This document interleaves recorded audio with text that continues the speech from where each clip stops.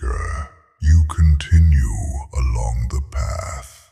You are no longer unaware of others, but awareness alone is not understanding. There is a subtle trap that waits here. As attention turns outward, the mind often bends it back inward without noticing. This is how self-preoccupation persists, not through arrogance, but through shortcuts. The mind favors efficiency. It evolved to conserve energy, to decide quickly, to act without hesitation.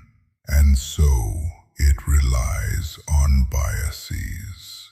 They are not enemies.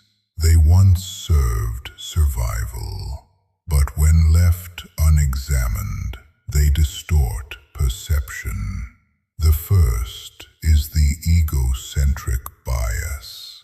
You instinctively place yourself at the center of events. Your perspective feels primary. Your interpretation feels obvious. You assume others see what you see because you see it so clearly. This creates certainty, but it is borrowed certainty. Then comes the self-serving bias. When things go well, you attribute success to your character. When things fail, you attribute failure to circumstance. This protects confidence, but it also protects blindness. It creates a story in which you are always justified and rarely corrected.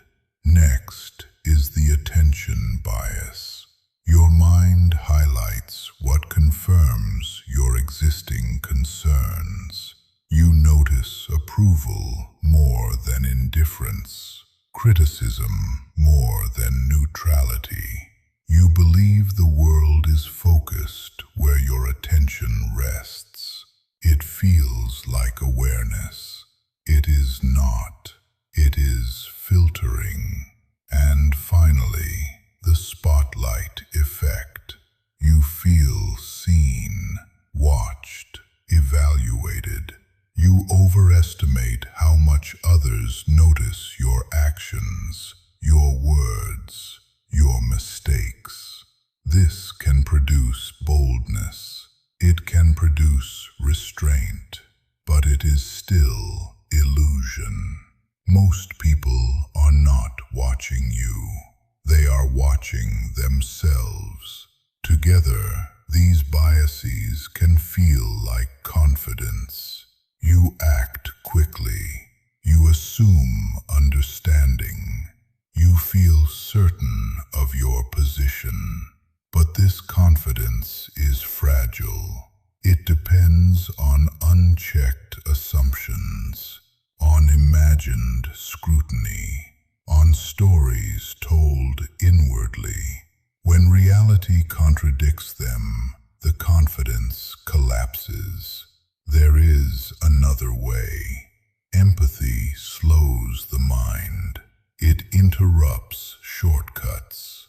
It asks for evidence, not assumption. Empathy does not ask, "What do they think of me?" It asks, "What are they actually experiencing?" This question dissolves illusion. When you practice empathy, certainty becomes quieter but stronger. You stop guessing.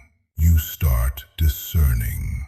You see when attention is not on you, when silence is not rejection, when disagreement is not threat. Confidence rooted in empathy does not rush. It rests on understanding. The path does not require you to abandon confidence. It requires you to refine it. False confidence is loud, defensive, reactive. True confidence is measured, observant, responsive. It is built not on mental shortcuts, but on seeing clearly. So notice the bias before you trust the feeling. Question certainty before you act on it. And remember, when you understand others more accurately, you understand yourself more honestly. This is how confidence becomes stable. This is how perception becomes reliable. And this is how the seeker learns to walk among others without losing the path. This trial ends, and a page of the Codex turns. If a truth stirred within you today, speak it below. Every voice carves the path anew. Return tomorrow, seeker. The next page awaits, and I will be watching.